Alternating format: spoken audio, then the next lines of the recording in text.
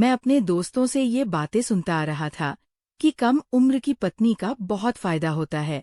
एक तो वह डर और झिंझक की वजह से बहुत कम बोलती है। उसको ज्यादा दुनियादारी की समझ नहीं होती है। जिस रंग में उसको रंग दो उसी रंग में रंग जाती है। अपने पति का हर हुक्म मानती है। उसका दिमाग कच्चा होता है और वह डरी सहमी सी रहती है। अपने पति से उसके मुकाबले में बड़ी उम्र की पत्नियों के बहुत नुकसान होते हैं। जैसे कि वो समझदार होती है, छोटे छोटे मामलों को और भी ज्यादा बढ़ाकर पेश करती है, घर में लड़ाई झगड़ा करती है और पूरे घर पर अपना अधिकार जमाना चाहती है। अपने दोस्तों की इन्हीं बातों को सुनकर मैंने फैसला कर लिया था कि मैं भी छोटी उम्र की लड़की से ही शादी करूंगा। इसलिए मैंने अपने घर में अपनी माँ को बोल दिया था कि मैं किसी कम उम्र की लड़की से शादी करूंगा, तो आप मेरे लिए कोई कम उम्र की लड़की देखें। मेरी बात सुनकर मेरी माँ मेरा मुंह देखने लगी थी और कहने लगी कि कैसे बेशर्मों जैसी बातें कर रहा है। अरे छोटी उम्र की लड़की का पता नहीं कि वह घर को संभाल भी पाएगी या नहीं। अपनी उम्र के हिसाब से लड़की लेकर आएगा तो वो हमारे घर को भी संभालेगी और तुझे भी संभालेगी। लेकिन मैंने माँ की एक नहीं सुनी। मैंने कहा कि मुझे शादी करनी है तो कम उम्र की लड़की से ही करनी है, नहीं तो मैं शादी नहीं करूंगा। मेरी खुद की उम्र 30 साल की हो चुकी थी। मुझे पत्नी चाहिए थी, वह भी कम उम्र की। मैं अपने घर का इकलौता बेटा था। मजबूरन मेरी माँ को मेरी बात माननी पड़ी और उन्होंने मेरे लिए कम उम्र की लड़की ढूंढना शुरू कर दी। और जल्दी ही एक ऐसी लड़की मिल गई जो मुझे भी पसंद आई और मेरी माँ को भी। उस लड़की की उम्र ज्यादा से ज्यादा 16 से 17 साल की होगी। उसका नाम जानवी था और फिर चट मंगनी और पट ब्याह हो गया। आज मेरी शादी थी और मेरी दुल्हन सुहाग की सेज पर बैठी मेरा इंतजार कर रही थी। मैं बेहद खुशी के आलम में अपने कमरे में दाखिल हुआ था, जहां पर मेरी नई नवेली दुल्हन जानवी बैठी हुई थी। जानवी बहुत ही खूबसूरत थी। उसकी खूबसूरती को देखकर मैं हैरान भी था और खुश भी था। मैं अपने दिल की धड़कनों पर काबू पाते हुए आगे बढ़ा और उसके सामने जाकर बैठ गया था। ना जाने कितनी देर तक मैं उसके हुस्न को देखता रहा और दिल ही दिल में खुश होता रहा कि मुझे कितनी कम उम्र और कितनी सुंदर पत्नी मिली है। वो बहुत ही मासूम लग रही थी। इससे पहले मैंने जानवी को सिर्फ फोटो में ही देखा था, लेकिन हकीकत में तो जानवी और भी ज्यादा सुंदर थी। मैंने महसूस किया था कि उसके हाथ पांव कांप रहे थे। वह बहुत ज्यादा डरी हुई थी और उसे डरा हुआ देखकर मुझे खुशी भी हो रही थी। मेरे दोस्तों की पढ़ाई हुई पट्टी मेरे आंखों पर बंधी हुई थी। उन्होंने मुझे समझाया था कि अपनी पत्नी की ज्यादा तारीफ मत करना। पहले ही रात में उसे इतना डरा धमका कर रखना कि वो तुझ पर हावी ना होने पाए, नहीं तो बाद में तू उसे काबू नहीं कर पाएगा। और मैं इन सारी बातों पर अमल कर रहा था। इसलिए जानवी को डरा सहमा देखकर मुझे बहुत ज्यादा खुशी हो रही थी कि चलो जानवी तो मेरे डराने से पहले ही डरी हुई है, इस डरी सहमी सी लड़की को थोड़ा और डराया जाए। ये ख्याल मेरे दिल में आया तो मैंने अपने फोन पर 2 मिनट का टाइमर सेट किया। 2 मिनट के बाद मेरे फोन पर रिंगटोन बजी। मैं फोन लिए कमरे के एक कोने में चला गया और फोन पर किसी से बहुत ही ज्यादा गुस्से से बातें करने लगा। मैं गुस्से से फोन पर बोलने लगा कि आज मेरी शादी है और तुम्हें यही समय मिला है। मुझे ये बुरी खबर सुनाने का तुमको पता नहीं है। मैं कितना गुस्से वाला इंसान हूँ। मुझे लोगों का बकबक करना बिल्कुल भी पसंद नहीं है और जब मुझे गुस्सा आ जाए तो मैं ये नहीं देखता कि मेरे सामने कौन इंसान खड़ा है। जिस इंसान को अपनी खैर चाहिए वह मेरे सामने जबान नहीं चलाता और तुम्हारी इतनी हिम्मत कि तुम मुझे बातें सुना रहे हो। कल मैं तुम्हारे पास आता हूँ और तुम्हें ठीक करता हूँ। तुम्हें सीधा नौकरी से निकाल दूंगा, क्योंकि गलतियों की मेरे पास कोई माफी नहीं है और तुमने गलती की है और तुम्हारी यही सजा है कि तुम्हें नौकरी से निकलना पड़ेगा। जो बातें मैं अपनी पत्नी को सुनाना चाहता था वो सारी बातें मैंने फोन पर किसी और को सुनाकर अपनी पत्नी के कानों में डाल दी थी। उसके बाद मैं उसके पास गया और फिर मैंने उसको मुंह दिखाई की अंगूठी दी थी। उसने मेरे हाथ से अंगूठी लेकर सामने टेबल पर रख दी। उसकी ये हरकत मुझे बहुत बुरी लगी थी। मैंने उससे कहा कि इसे पहन लो। उसने कहा कि मुझे अंगूठियां पसंद नहीं हैं। उसकी बात सुनकर मुझे बहुत गुस्सा आ गया था, लेकिन मैं इतनी खूबसूरत रात को गुस्से की नज़र नहीं करना चाहता था। मैंने उसका हाथ अपने हाथों में लिया तो कुछ ऐसा हुआ जिसकी मुझे बिल्कुल भी उम्मीद नहीं थी। मेरी पत्नी ने अपना हाथ मेरे हाथों से एकदम से खींच लिया और उसके चेहरे पर ऐसे एक्सप्रेशन आ गए कि जैसे उसे बहुत ज्यादा गर्मी लग रही हो। उसके हाथ पैर डर के मारे कांप रहे थे। मैंने अभी उसे कुछ नहीं बोला था कि तभी डर के मारे वह बेहोश हो गई थी। उसको बेहोश होते देखकर मैं बहुत ज्यादा घबरा गया कि अब मैं क्या करूं, क्योंकि अगर मैंने बाहर जाकर सबको बताया कि दुल्हन शादी की पहली रात को ही बेहोश हो गई तो सब लोग इस बात का गलत मतलब निकालेंगे और फिर मेरी कितनी बदनामी होगी। मैं किसी से नजरें मिलाने के लायक नहीं रहूंगा। ये सब सोचकर मैं और भी ज्यादा परेशान हो गया। फिर मैंने अपने हिसाब से उसे होश में लाने की भरपूर कोशिश की। उसके मुंह पर पानी के छींटे मारे, उसे झिझन कर होश में लाने की कोशिश की थी। तब भी वो होश में नहीं आई तो मैं परेशानी से कमरे के अंदर ही चक्कर काटने लगा था और सोचने लगा कि ये समस्या किसके सामने ले जाकर रखूं। मेरे माँ बाप तो पहले ही बड़ी उम्र की लड़की लाना चाहते थे ताकि वो घर का सारा काम संभाल सके। मेरी माँ का कहना था कि एक 16 से 17 साल की लड़की क्या काम करेगी। मेरी माँ ने कहा ऐसी बहू होनी चाहिए जो कि बहुत ही समझदार हो, बहुत ही सलीकेदार हो और घर को संभाल सके। लेकिन मैंने सब घर वालों की मर्जी के खिलाफ अपनी मर्जी की और एक कम उम्र की लड़की से शादी की। अब अगर मैं सबके सामने जाकर कहूं कि वो बेहोश हो गई है तो सब मेरा मजाक उड़ाएंगे कि कम उम्र की लड़की से शादी करोगे तो यही होगा। जब पूरा 1 घंटा गुजर गया और वो होश में नहीं आई तो मैंने अपने एक दोस्त को फोन किया और उसे सारी बात बताई। मेरी बात सुनकर मेरा दोस्त जोर जोर से हंसने लगा और हंसते हंसते लोटपोट हो गया। उसकी हंसी मुझे और भी गुस्सा दिलाने लगी थी। मैंने उसे कहा कि हंसने और मजाक उड़ाने का वक्त नहीं है, मुझे तुम्हारी मदद की जरूरत है। मैं घर वालों में से किसी को कुछ नहीं बताना चाहता, बस किसी तरह वो होश में आ जाए। मुझे सर्दी में भी पसीने आ रहे थे। मेरे दोस्त की पत्नी डॉक्टर थी, इसलिए मैंने उसे फोन किया था कि शायद यहाँ से मेरी कोई मदद हो जाएगी। मेरे दोस्त ने कहा कि परेशान होने की जरूरत नहीं है, मैं अपनी पत्नी को तेरे घर लेकर आ रहा हूँ। उसकी ये बात सुनकर मैं और भी ज्यादा परेशान हो गया था क्योंकि शादी खत्म हो चुकी थी। मेहमान अपने अपने घरों को जा चुके थे। सब घर वाले सोने की तैयारियां कर रहे थे और अगर ऐसे में वह हमारे घर आ गई तो फिर सब लोग क्या सोचेंगे। जरूर उन लोगों को समझते देर नहीं लगेगी कि जरूर दुल्हन के कमरे में कुछ गड़बड़ है। मैं अपने आप पर गुस्सा करने लगा कि क्यों बेकार में मैं मदद मांग बैठा। ऐसा लग रहा था कि जैसे मैं बुरी तरह से फंस गया हूँ और फायदे की बजाय उल्टा नुकसान होने वाला है। मैंने उसे साफ मना कर दिया कि अपनी पत्नी को मेरे घर मत लाना, मेरी बदनामी हो जाएगी, मुझसे सवाल जवाब किए जाएंगे। उसने कहा कि ठीक है, परेशान मत हो, मैं फोन पर ही अपनी पत्नी से तेरी बात करवा देता हूँ। अपने दोस्त की ये बात मुझे ठीक लगी थी और मैं उसकी डॉक्टर पत्नी से बात करने लगा और जानवी को होश में लाने की तरकीबें पूछने लगा। मेरे दोस्त की पत्नी ने मुझसे कहा कि जानवी के पैरों के तलवों पर मालिश करो और उस पर कंबल डाल दो क्योंकि सर्दी है, इस तरह से गर्माहट मिलेगी और वो होश में आ जाएगी। उसकी बात सुनकर मैं यही सब करने लगा था, लेकिन फिर भी उसे होश नहीं आ रहा था। मेरा दोस्त पीछे से बड़बड़ा रहा था और उसकी पत्नी मुझे तरीके बता रही थी। मैं बहुत ज्यादा परेशान हो चुका था, इसलिए मैंने अचानक ही बोल दिया कि जानवी को होश आ गया है। दरअसल मैं ये सारी सूरते हाल से बहुत ज्यादा परेशान हो चुका था और इसीलिए मुझे झूठ बोलना पड़ा कि जानवी होश में आ चुकी है, हालांकि जानवी अभी तक होश में नहीं आई थी। मैंने उन लोगों का धन्यवाद किया और फोन काट दिया। परेशान होकर मैंने अपना सर अपने हाथों में थाम लिया।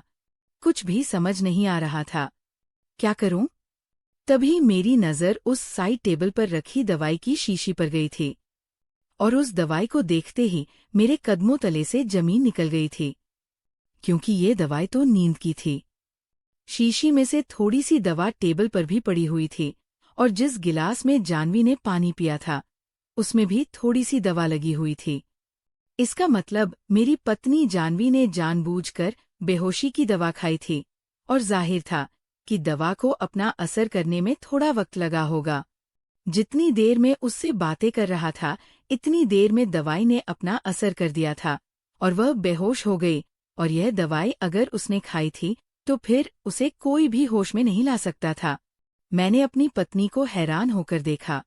मुझे तो बहुत ही मासूम लड़की लगी थी, लेकिन वो बिल्कुल नहीं थी। मुझे पूरी रात नींद नहीं आई। सोच कर मेरा दिमाग फटने लगा कि आखिर ये सब क्या है। मेरी पत्नी ने अपने ही सुहागरात में खुद को बेहोश क्यों कर लिया था? क्या वह मेरे साथ वक्त गुजारना नहीं चाहती थी? क्या वह मुझे पसंद नहीं करती थी? पूरी रात मैं इसी उलझन में रहा। सुबह लगभग 5 बजे दरवाजे पर दस्तक हुई थी। मैं अभी आधे घंटे पहले ही सोया था। बैठे बैठे ही मेरी आंख लग गई थी। मैंने जाकर बाहर देखा तो मेरी माँ खड़ी थी। उनको देखकर तो मैं हैरान हो गया था। इस समय तो हमारे घर में कोई भी नहीं जागता था।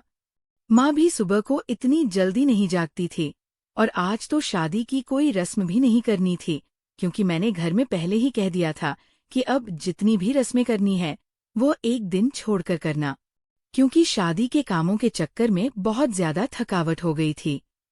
माँ बोली कि तुम अभी तक उस कमरे में क्या कर रहे हो? चलो निकलो बाहर। मैं हैरानी से माँ को देखने लगा था। मैंने कहा कि माँ, मेरी अभी अभी शादी हुई है और ये मेरा कमरा है। अगर मैं यहाँ नहीं होऊंगा तो कहाँ होऊंगा?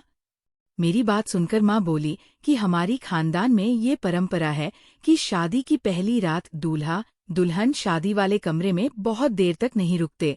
सुबह होने से पहले ही उन्हें कमरे से निकलना होता है, नहीं तो ये अशुभ माना जाता है। माँ की बात सुनकर मुझे गुस्सा आने लगा था। मैंने कहा कि क्या माँ, आप आज के जमाने में भी शुभ अशुभ के चक्कर में पड़ी हुई है? मेरी बात सुनकर माँ ने मुझे एक जोरदार डांट लगाई थी मजबूरन। मैंने कहा ठीक है माँ, चलिए चलते हैं। माँ ने कहा नहीं, तुम जाओ, मुझे दुल्हन से कोई काम है। मैंने कहा भला आपको दुल्हन से क्या काम है? जो भी काम है वो बाद में कर लेना, अभी वो सो रही है। मैं नहीं चाहता था कि मेरी माँ को पता चले कि मेरी पत्नी बेहोश हो चुकी थी, क्योंकि वह तो यही समझती कि वह मेरी वजह से बेहोश हुई है। मेरी माँ ने कहा कि पागल, शादी तो तूने कर ली है, लेकिन और भी कुछ जरूरी बातें होती है जो मुझे दुल्हन से पूछना है, और मैं वही जरूरी बातें दुल्हन से पूछने जा रही हूँ।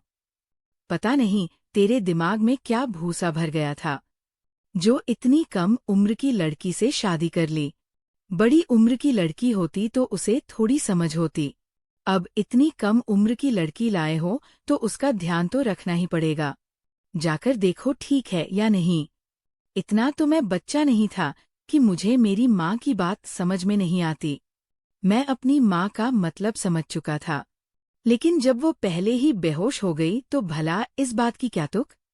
मैंने अपनी माँ को बहुत बहाने बनाए कि मेरे साथ चलें। मैंने कपड़े बदलने हैं, मुझे पता नहीं मेरे कपड़े कहाँ पड़े हैं। मुझे बहुत भूख लगी है, मुझे नाश्ता बना कर दे। मेरे सर में दर्द हो रहा है, मुझे एक कप कॉफी बना दे। मेरे बहाने मेरी माँ को और भी शक में डाल रहे थे। मेरी माँ ने मुझे एक तरफ को धक्का दिया था और अंदर चली गई थी। मैं कमरे के बाहर ऐसे खड़ा था जैसे हॉस्पिटल में कोई ऑपरेशन थिएटर के बाहर खड़ा हो और उसे पता हो कि कोई बुरी खबर ही मिलने वाली है। थोड़ी देर बाद ही मेरी माँ बाहर आई तो मुझे हैरान होकर देखने लगी और कहने लगी कि तू अभी तक यही खड़ा है। फिर अचानक से मेरे कंधे पर थपकी देकर कहा कि तुम्हारी पत्नी बिल्कुल ठीक है। मैं तो बेकार में ही शक कर रही थी। माँ के मुंह से ये बात सुनकर मैं हैरान हो गया कि माँ ने कैसे जांच लिया कि मेरी पत्नी ठीक है या नहीं। हालांकि मैंने तो अब तक उसे छुआ भी नहीं था। मैं अंदर कमरे में गया तो अंदर का मंजर देखकर मैं भी हैरान था। जानवी के बिखरे हुए बाल, उसके होठों की फैली हुई सुर्खी रात की कुछ और ही कहानी बयां कर रहे थे।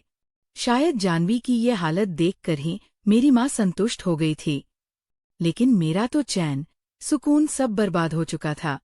मुझे समझ नहीं आ रहा था कि आखिर ये सब क्या है। मेरी पत्नी थोड़ा थोड़ा हिल रही थी, यानी कि उसे होश आ चुका था, लेकिन मैं जानवी की शक्ल भी नहीं देखना चाहता था। मैं इतना ज्यादा गुस्से में आ गया कि कमरे से बाहर चला गया था और पूरा दिन मैंने उससे बात नहीं की और रात को आकर भी आराम से अपने कमरे में सो गया।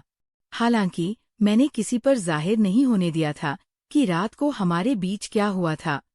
घर में हर कोई यही बातें कर रहा था कि चलो दोनों खुश है, लड़की बहुत अच्छी है, हमारा फैसला गलत साबित नहीं हुआ। शादी की सारी रस्में खैरियत से निकल गई थी। रात को जब मैं कमरे में आया तो मेरी पत्नी ने मुझसे कहा कि आपके लिए खाना लगा दूं। माँ ने कहा था कि हम दोनों साथ में खाना खाएंगे। मैंने कहा कि साथ खाना खाने की क्या जरूरत है, बाहर खाना लगा दो, मैं बाहर आकर खा लूंगा। जानवी कहने लगी कि नहीं, माँ जी कह रही थी कि साथ खाने से प्यार बढ़ता है। मैंने अपनी पत्नी को घूर कर देखा और कहा कि तुम मेरे सामने तो प्यार मोहब्बत की बातें ना करो तो अच्छा है। तुमने मुझे धोखा दिया है। मैं तो तुम्हें बहुत ही मासूम समझता था, लेकिन इस मासूम सी शक्ल के पीछे इतना बड़ा राज छुपा है, मुझे मालूम नहीं था। मुझे समझ नहीं आ रहा कि मैं तुम्हारा क्या करूं। मैं घर में किसी से कुछ कह भी नहीं सकता। ये मेरी इज्जत का भी सवाल है। मजबूरी में ही सही, मुझे तुम्हें अपने साथ रखना पड़ेगा, लेकिन तुम मेरे दिल में कभी भी दाखिल नहीं हो पाओगी। मैंने अपनी पत्नी को लेकर ना जाने क्या क्या सपने सजाए थे, लेकिन तुमने मेरे सारे सपने छकनाचूर कर दिए। बताओ तुमने ये सब क्यों किया था? हम दोनों के बीच रात को ऐसा कुछ भी नहीं हुआ था। फिर भी तुमने माँ के सामने ऐसा जाहिर क्यों किया कि जैसे हमारे बीच सब कुछ हो चुका है। ऐसा करके तो माँ की नज़रों में एक अच्छी बहू साबित हो गई, और अगर मैं माँ जी के सामने जाकर तुम्हारी सच्चाई बताऊं तो उल्टा मेरी ही बदनामी होगी, क्योंकि तुमसे शादी करने का फैसला मेरा था, मेरे घर वालों का नहीं। तुमने शादी की पहली रात मेरे साथ ये सब कुछ क्यों किया? तुमने क्यों रात को बेहोशी की दवा खा ली थी? क्या तुम्हें मैं पसंद नहीं? तुमने क्या इसलिए दवा खाई ताकि तुम्हें मेरा चेहरा ना देखना पड़े? बताओ कौन है तुम्हारे दिल में? किससे वफाएं निभा रही हो? किसको अपने दिल से अभी तक नहीं निकाल पाई हो? मेरी बात सुनकर जानवी जोर जोर से रोने लगी। बोली, ऐसी कोई बात नहीं है, आप एक बार मेरी बात तो सुन लें। मैंने कहा, अच्छा सुनाओ क्या बात है? मेरी बात सुनकर वो थोड़ी देर खामोश रही, फिर रोते हुए बोली कि मैं नहीं बता सकती, मुझे शर्म आती है। मैं हैरत से जानवी का मुंह देखने लगा था। मैंने अपना सिर पीट लिया। अजीब लड़की है, खुद ही कहती है कि मेरी बात तो सुन लो, और खुद ही कहती है कि मुझे शर्म आती है। अपना सर हाथों में थामे मैं बैठा था। मैंने अपने दिल में सोचा कि और लाओ कम उम्र की लड़की, अब झेलो उसे। मैं जानवी को रोता हुआ छोड़कर गुस्से में अपने कमरे से बाहर निकल आया था। हमारे घर में अभी भी कुछ रिश्तेदार रुके हुए थे। जानवी सबके सामने मेरे साथ ऐसे व्यवहार करती थी जैसे हम दोनों में कितना प्यार हो। हम दोनों को यूं करीब देखकर सारे रिश्तेदार आपस में बातें करते कि तुम्हारे बेटे बहू में तो बहुत प्यार है, भगवान दोनों की जोड़ी को सलामत रखे। और उन लोगों की बातें सुनकर माँ गर्व से सिर उठाकर कहती कि हाँ भाई, आखिर बेटा किसका है? मैंने उसको संस्कार ही ऐसे दिए हैं कि अपनी पत्नी के साथ प्यार से रहो। मैं आम रिवायती सांसों की तरह नहीं हूँ जो अपने बेटे बहू में लड़ाई करवाए। सब लोग मुझे खुशकिस्मत समझ रहे थे, हालांकि हकीकत इसके बिल्कुल उलट थी। हमारी शादी को 7 दिन हो चुके थे और मैंने जानवी को छुआ भी नहीं था। अब तो मुझे एहसास होने लगा था कि मुझसे बहुत बड़ी गलती हो गई है। मुझे किसी समझदार लड़की से शादी करनी चाहिए थी। कम से कम आज मेरी जिंदगी ऐसी तो ना होती। अगर उसे कोई समस्या होती कोई परेशानी होती तो कम से कम वो खुलकर मुझे बता तो देती। अब तो मैं कभी कभी यह भी सोचने लगा था कि मुझे अपनी माँ को सब कुछ बता देनी चाहिए, लेकिन फिर मैंने अपने आप को रोक लिया, क्योंकि माँ मुझे ही ताने देती कि और लाओ कम उम्र की दुल्हन, अब तुम खुद ही उसे झेलो। और फिर माँ जो सबके सामने सर उठाकर चल रही थी, तो उनका सर भी झुक जाना था। रात को जब मैं अपने कमरे में गया तो जानवी शीशे के सामने खड़ी अपने बाल बना रही थी।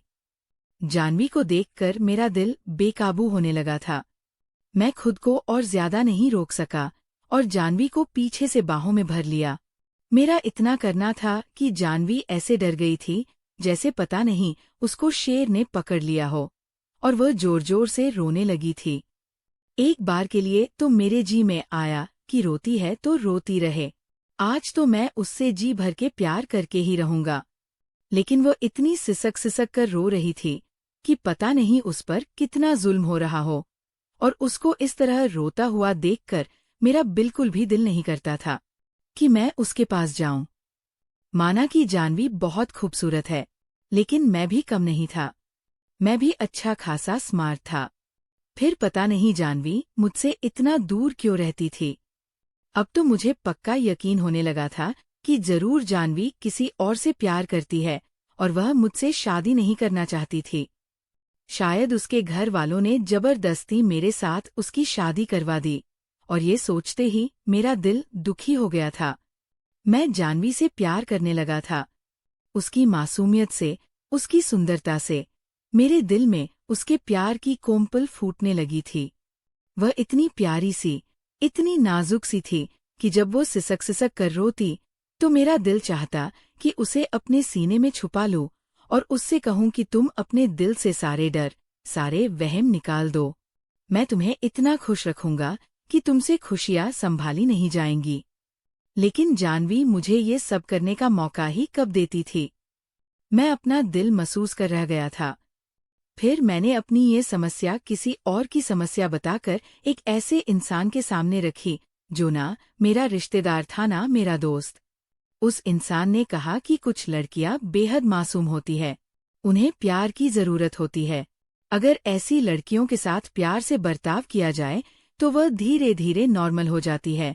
लेकिन जानवी पर तो प्यार का भी असर नहीं हो रहा था। मैं उसके साथ बहुत ही प्यार से पेश आता था।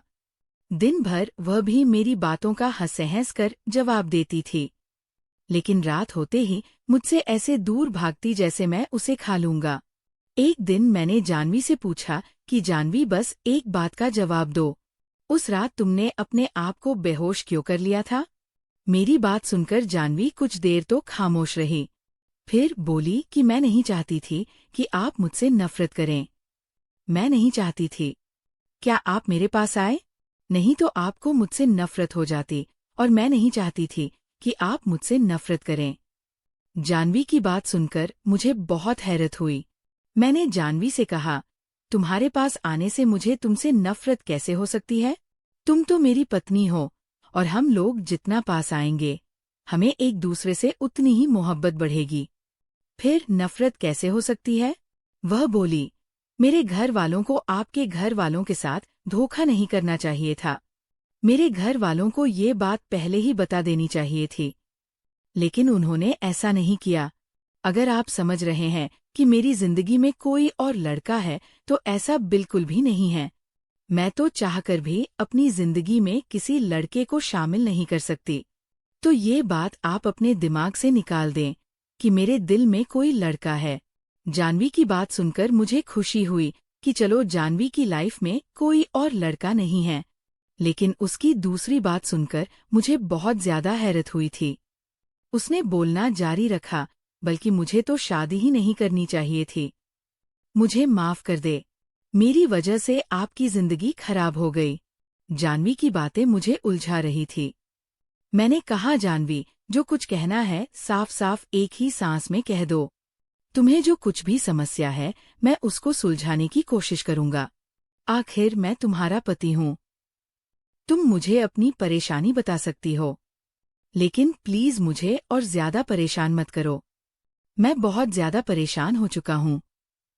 और एक बात अच्छे से दिमाग में बिठा लो कि मैं तुमसे प्यार करने लगा हूँ। अब तुम्हारे साथ ही पूरी जिंदगी बिताऊंगा। इसीलिए तुम मुझ पर भरोसा कर सकती हो और अपनी परेशानी मुझे बता सकती हो। फिर जाह्नवी ने मुझे एक ऐसी बात सुनाई जिसे सुनकर मेरी आत्मा कांप गई थी। जाह्नवी बोली कि मुझे एक ऐसी बीमारी है जो जन्म से ही कुछ लड़कियों में पाई जाती है। मुझे आज तक कभी पीरियड्स नहीं हुए। मेरी माँ मुझे डॉक्टर के पास भी लेकर गई थी। डॉक्टर ने कहा था कि तुम्हारी बेटी कभी माँ नहीं बन सकती, और डॉक्टर ने ये भी कहा था कि आप अपनी बेटी की शादी मत करना, क्योंकि आपकी बेटी माँ बन पाने के साथ साथ अपने पति को शारीरिक सुख भी नहीं दे पाएगी। शायद माँ डॉक्टर की बात को मान भी लेती, लेकिन पता नहीं किसने माँ के कानों में भर दिया कि इस बीमारी का इलाज होता है। और फिर बस लालच में आकर और अपने सर का बोझ उतारकर मेरी माँ ने मुझे आपके पल्ले बांध दिया। लेकिन मुझे माफ कर दो, इसमें मेरी कोई गलती नहीं है। मैंने अपनी माँ से बहुत मना किया कि मेरी शादी मत करें, लेकिन वो नहीं मानी। बस इसीलिए उस रात मैंने खुद को बेहोश कर लिया था, क्योंकि आपको मेरे पास आने के बाद सिवाय निराशा के कुछ भी हाथ नहीं आता। इतना कहते ही जाह्नवी रोने लगी थी। वह रोते हुए बोली कि मैं जानती हूँ मैं आपको कोई खुशी नहीं दे सकती, लेकिन फिर भी मैं अपने दिल के हाथों मजबूर हो गई और तुमसे प्यार कर बैठी। सोचा था कि मैं तुम्हारी जिंदगी से दूर चली जाऊंगी, लेकिन दिल के हाथों मजबूर हो गई। जी चाहता है कि पूरी जिंदगी तुम्हारी बाहों में ही बीत जाए, लेकिन मैं जानती हूँ कि ऐसा मुमकिन नहीं है। आप मुझे छोड़ सकते हैं और अपनी पसंद की किसी दूसरी लड़की से शादी कर सकते हैं। आप बहुत अच्छे इंसान हैं जो इतने दिन तक आपने मेरा भ्रम रखा। मैं आपका ये एहसान कभी नहीं भूलूंगी। जाह्नवी की बातें एक के बाद एक मेरे सिर पर बम गिरा रही थी। मैं सपने में भी नहीं सोच सकता था कि इतनी प्यारी सी, इतनी खूबसूरत सी लड़की के साथ ये हो सकता है। जाह्नवी के दूर जाने के ख्याल से ही दिल में एक जर्द सी उठी थी। मैं जाह्नवी को किसी भी कीमत पर खोना नहीं चाहता था। कुछ ही दिनों में मुझे जाह्नवी से मोहब्बत हो गई थी, लेकिन ये जानकर मुझे खुशी हुई थी कि जाह्नवी मुझसे प्यार करती है। अगले ही दिन मैं जाह्नवी को एक अच्छे डॉक्टर के पास लेकर गया और डॉक्टर को मैंने सब कुछ बता दिया। डॉक्टर ने कहा, हाँ, कुछ लड़कियों में ये बीमारी होती है, लेकिन इसका ये मतलब बिल्कुल नहीं कि ऐसी लड़कियां कभी माँ नहीं बन सकती या फिर वह शारीरिक संबंध बनाने के लायक नहीं होती। इस बीमारी का इलाज हो सकता है, लेकिन थोड़ा महंगा और लंबा होता है। आपकी पत्नी को लंबे समय तक दवाइयाँ लेनी होगी। साथ ही साथ आपकी पत्नी का एक छोटा सा ऑपरेशन भी करना पड़ेगा। उसके बाद आपकी पत्नी बिल्कुल ठीक हो जाएगी। बस आपकी पत्नी को आपके प्यार और विश्वास की जरूरत है। आज हमारा देश इतना आगे निकल चुका है, लेकिन इस तरह की बीमारी को लेकर आज भी बिछड़ा हुआ है। आज भी इस तरह की बीमारी को लेकर खुलकर बात नहीं की जाती है और लड़की को दोषी ठहरा दिया जाता है और लड़की खुद को दोषी मानने भी लगती है। डॉक्टर ने कहा कि शायद इसीलिए तुम्हारी पत्नी इतना ज्यादा डरी हुई थी और तुम्हें अपने पास नहीं आने देती थी। इस बीमारी से ग्रस्त लड़कियां कभी कभी दिमागी मरीज भी बन जाती है, इसलिए आप अपनी पत्नी का बहुत ज्यादा ध्यान रखें। उसे बताएं कि सब कुछ नॉर्मल है और वो जल्दी ही ठीक हो जाएगी और दुनिया में वो अकेली ऐसी लड़की नहीं है जो इस बीमारी से जूझ रही है। ना जाने और कितनी लड़कियां इस बीमारी से ग्रस्त है। घर आकर मैंने जाह्नवी को विश्वास दिलाया कि वो जल्दी ही ठीक हो जाएगी। आज मैं खुद को बहुत हल्का महसूस कर रहा था। मैंने अपनी पत्नी जाह्नवी का बहुत ध्यान रखा। जो कुछ भी हुआ था उसमें जाह्नवी की कोई गलती नहीं थी। मैंने जाह्नवी से कहा कि तुम ये बात किसी को मत बताना। मैं तुम्हारा पूरा ख्याल रखूंगा और जितना भी पैसा लगेगा सब खर्च करूंगा। अब हम किसी न किसी बहाने से डॉक्टर के पास जाने लगे थे। धीरे धीरे मेरे प्यार और डॉक्टर की दवाइयों से जाह्नवी ठीक हो रही थी। डॉक्टर ने जाह्नवी का एक छोटा सा ऑपरेशन भी किया था। इस दौरान मैंने घर पर एक नौकरानी भी रख लिया था जो घर का सारा काम करती थी।